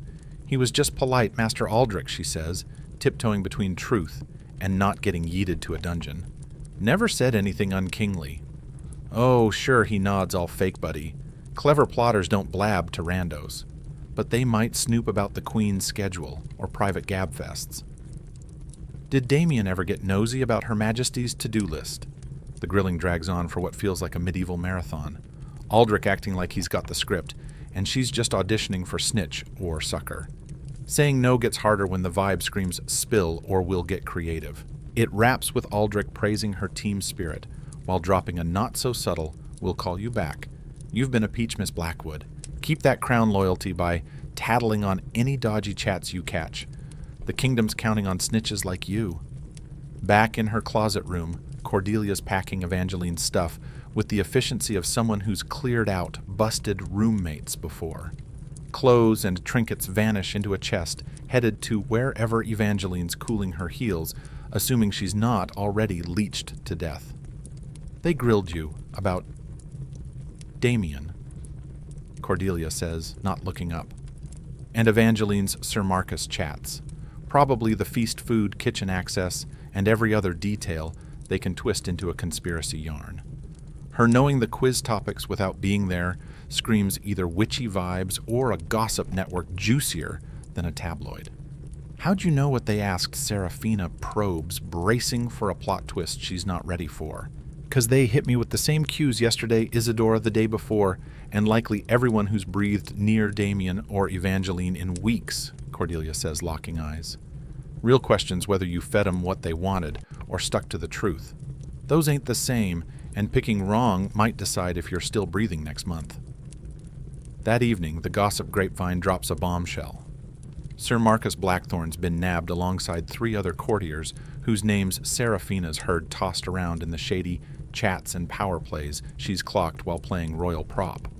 This dragnet's either busting a legit megaplot or it's a purge, dressed up as detective work to yeet anyone whose loyalty's gone out of fashion. Evangeline saw this train coming because she was on it, Cordelia says, folding clothes like it might be their last slumber party in this closet room. Big questions how much she squealed about the rest of the crew, and if she knew enough to drag in folks who just saw stuff, not did stuff.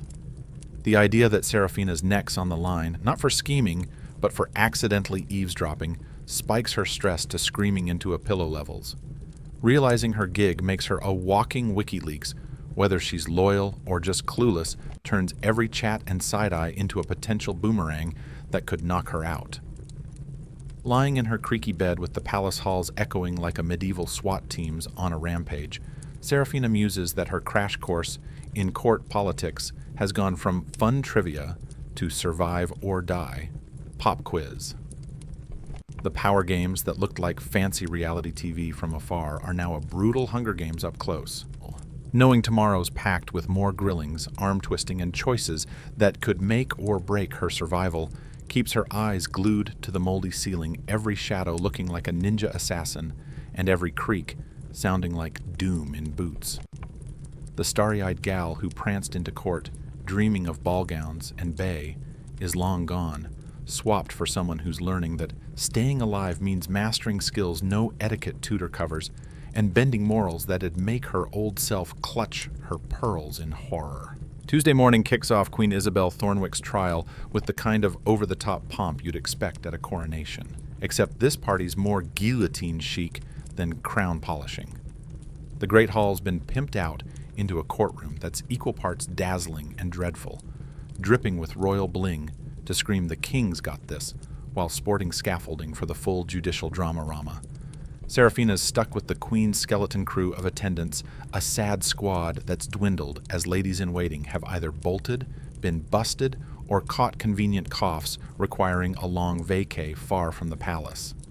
Those left stand behind Isabel's chair like pallbearers at a fancy funeral, which, let's be real, this basically is. The King's prosecutor unleashes a laundry list of charges so wild it's like he's auditioning for a bard's gig, his voice booming with weeks of practice theatrics. Her Majesty, Queen Isabel Thornwick, stands accused of canoodling with Lord Damien Ravencrest, plotting treason against His Majesty, dabbling in witchcraft to twist royal policy, and spiking the court's grub with poison for kicks. Isabel takes this rap sheet with the poise of either a saint or someone who's been prepping her not guilty face since her wedding day. She's perched ramrod straight in a chair, angled for Max. Crowd gawking, rocking a gown that screams, "I'm regal, but ready for my tragic close-up."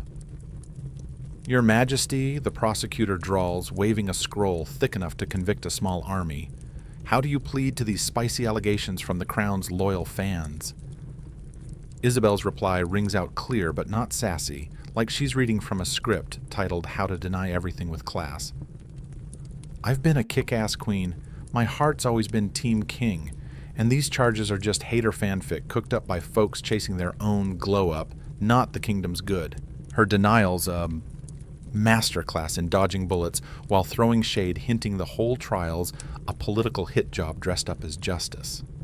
She's a courtly pro, but nailing the performance doesn't mean dodging the noose. The evidence parade starts with Master Aldrich Grimwald, the investigation's head honcho who's got letters snitch reports, and props that paint a months-long conspiracy so juicy it could star in a medieval soap.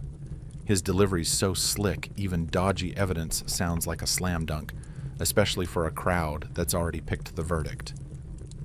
"Your Majesty," Aldrich says, bowing to the king, who's parked on a throne with prime views of his wife's public roast, "we've dug up love notes between the Queen and Lord Damien that go way past just friends territory." The letters read with Oscar-worthy drama track from polite "how's the weather" to mushy vibes that could be love or just noble word vomit. One allegedly from Isabel gushes, "My dearest pal, your brain's my happy place, and I'm counting minutes till we chat again like a lovesick teenager." The prosecutor milks every syllable, turning chit-chat into a scandal fest that has the crowd gasping. Damien's replies read with equal flair sound like a guy who's gone from loyal lapdog to full-on fanboy. "Your Majesty's faith in me's the ultimate flex, and I'm not just your subject, I'm all in for you body and soul, 'cause you're the gold standard of epic." The morning's eaten up dissecting these pen pal vibes for treason hanky-panky or anti-crown plots. Isabel listens to her DMs getting aired out with the chill of either a clear conscience or nerves of steel under a spotlight. The afternoon brings a parade of witnesses whose cred's all over the map, but whose shade-throwing's Olympic level. Sir Marcus Blackthorne clearly betting that snitching beats loyalty to old pal's dishes dirt, like he's gunning for a plea deal. The Queen was obsessed with Damien's smarts and charm. He swears, voice dripping with save-my-neck energy. She kept saying the kingdom'd thrive with him running the show, and mused if some lucky break might bump him up. His testimony's a masterclass in vague but damning hinting at treason and romance without hard proof, a political hit so slick It deserves a standing ovation for backstabbing finesse. Evangeline's turn on the witness stand is a gut punch, serving up the juiciest dirt on Queen Isabel while spilling the tea on her own deep dive into the plot that's turned the palace into a soap opera set. She shuffles in looking like she's been grilled harder than a feast day swan, her answers so rehearsed she might as well have a script taped to her sleeve. Miss Thorne, the prosecutor, coos all fake nice, like she's doing a public service, instead of ratting out her boss dish on what you saw between Her Majesty and Lord Damien Ravencrest. Evangeline unloads a saga of sneaky meetups, hush-hush letters, and chats that got way too cozy for a queen and her sidekick. Her encyclopedic scoop on Isabel's schedule moods and diary-level thoughts screams she was taking notes like a royal stalker. The queen had me playing mail carrier for Damien, she says, her voice wobbling like she knows she's tossing grenades. Handwritten notes sealed for his eyes only. She'd pace like a teen, waiting for a love letter, practically glowing when he sent back mushy compliments. She piles on with tales of Isabel's mopey vibes, when Damien was AWOL, her snooping about his crew, and her spilling state secrets to a guy whose loyalty's shadier than a back-alley dice game. The real zinger, Evangeline claims, Isabel knew the Feast of St. Bartholomew's grub was a biohazard, but kept mum so the puke party chaos would cover her Damien date nights. She knew the kitchen was cutting corners, Evangeline says, sounding like she'd rather eat leeches than say it. Told me the feast was a gutbuster for the unwary. When I asked if she'd warn folks, she said, "Sometimes a little mess works wonders." This spins kitchen sloppiness into straight-up villainy, painting Isabel as a mastermind who'd risk a court-wide barf fest for some flirty alone time. It's the kind of scandal that justifies yeeting her to the tower. Isabel's defense at day's end is a masterclass in keeping it classy under fire. My lords, she says, voice quivering with just enough heart to sell it. I've been queen for 7 years, pouring my soul into this kingdom and my king. If my pen pal vibes with Damien got twisted, it's 'cause I valued his brain for the crown, not his abs. On the food fiasco, she plays the diplomacy card. Skipping the feast would have snubbed foreign VIPs we needed to schmooze. The idea I let folks eat poison on purpose. That's a low blow to my rep as a queen and a God-fearing gal. Her defense rolls out witnesses praising her saintly vibes charity and royal hustle. But the lineup's thin, most pals have ghosted since the charges dropped. The few who show up are safe picks, less BFFs, and more won't get axed for speaking, hinting even her squad knows the verdict's cooked. Lady Morgana Ashworth steals the show, dishing a fiery defense with the loyalty of a ride or die. Her Majesty's always been pure class and virtue. She booms, voice shaking like she knows this could tank her own gig, saying she'd ditch her holy duties as wife and queen. That's slander, so nasty it needs its own dungeon. The day wraps with the king himself, dropping his verdict with the gravitas of a guy who's both judge and jilted ex. His speech blends absolute power with what looks like real heartbreak, like he's sentencing his once-beloved while rewriting the kingdom's next chapter. The king drops the hammer with a voice that booms through the hushed hall like a royal subwoofer. The dirt we've dug up shows our queen's been playing fast and loose with the holy trust from God the Crown. And you lot out there, he declares, sounding like he's auditioning for Tragic Monarch the Musical. No matter how much we liked her, back in the day, we can't just shrug off this kind of backstabbing. The big sentencing show's slated for tomorrow morning, but let's be real, everyone in the room knows the script's been written by bigger fish than the courtroom clowns. Isabel's tumble isn't just her own whoopsie, it's a political pile-on where her crowns become a liability for the king's vibe check. As the crowd scatters and Isabel's marched back to her fancy cell with a guard squad beefier than a feast day ox. Seraphina muses she's just watched a masterclass in toppling a queen who once seemed untouchable. The combo of shady letters, snitchy witnesses, and a sprinkle of "we need her gone," politics has taught her that even the top dog's throne is shakier than a tavern stool. Lesson learned, no extra homework needed. Queen Isabel's execution, morning breaks with a dreary drizzle that's like the universe decided to cosplay as a weepy rom-dram. Seraphina huddles in the courtyard with the queen's last loyal ladies-in-waiting, watching the woman who once ruled with an iron curtsy prep for her final bow, like it's just another day at the royal office. Isabel struts to the scaffold with such poise she turns a walk of shame into a runway show, rocking a gown that screams, "Sorry, God," but still serving looks. It's fancy enough to flex her status, but plain enough to nod at divine justice, proving even the axe can't cramp her style. "My peeps," she booms to the soggy crowd voice, steady as a bard's ballad. I'm checking out as I rolled in Team Kingdom, hoping for a heavenly thumbs up. If I flubbed my queen gig, may the next gal crush it harder than I did.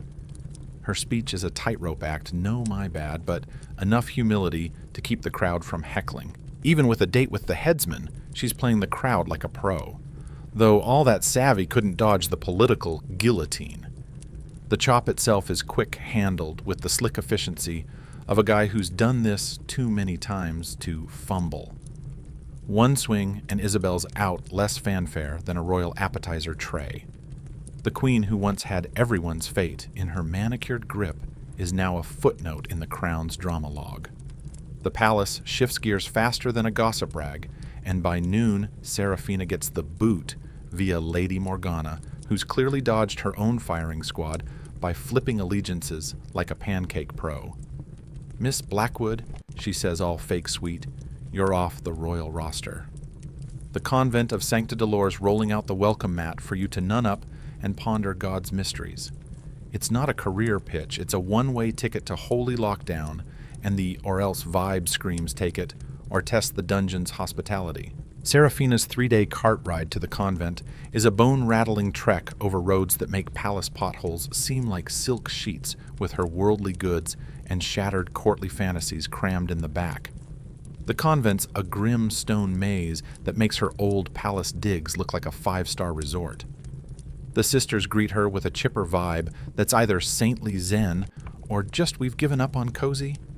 "Welcome, kiddo," Sister Margaret says, with the warmth of someone who's herded exiles before.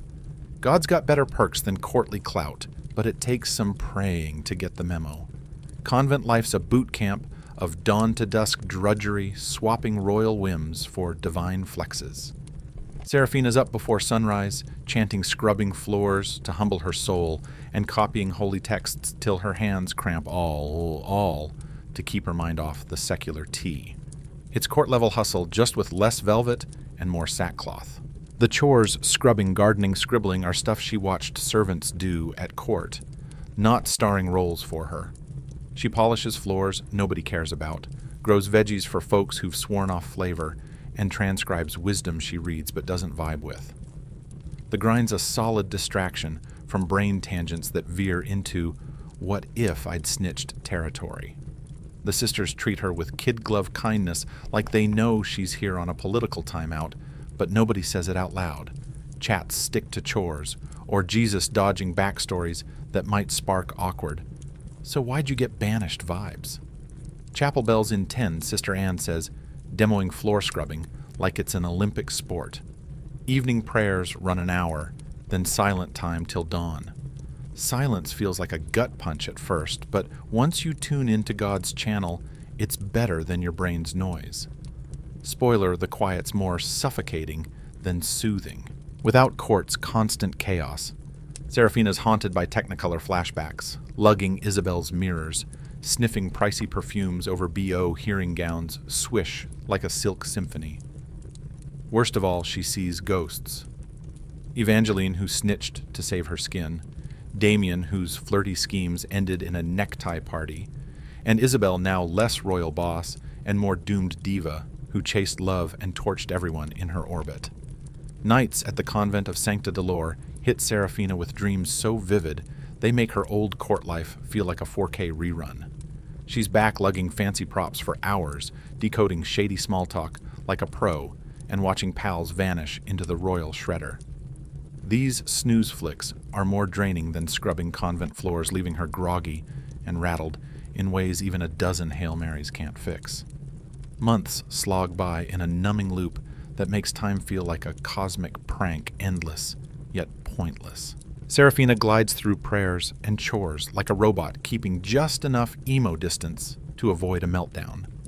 She chants holy words without vibe, does tasks like she's on autopilot, and fakes spiritual glow while staying the same old Seraphina who'd rather be anywhere else.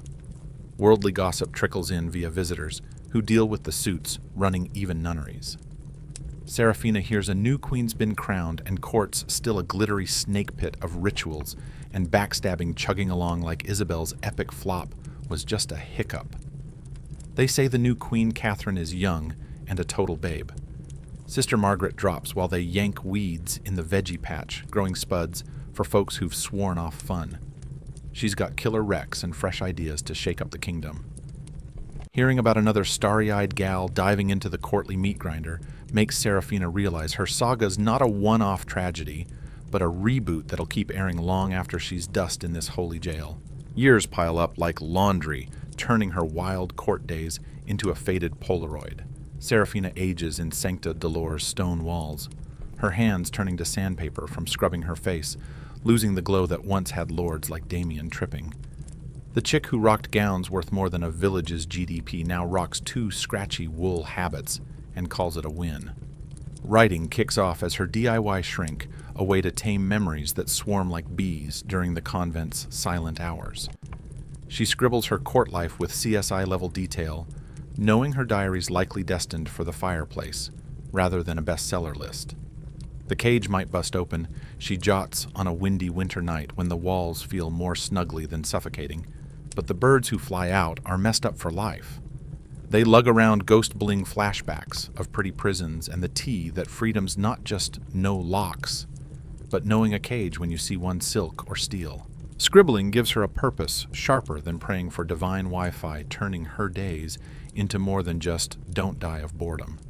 She logs not just her own hot mess, but the court's whole power chews, spits out deal, hoping her words might one day scream, run to some starry-eyed gal dreaming of courtly clout.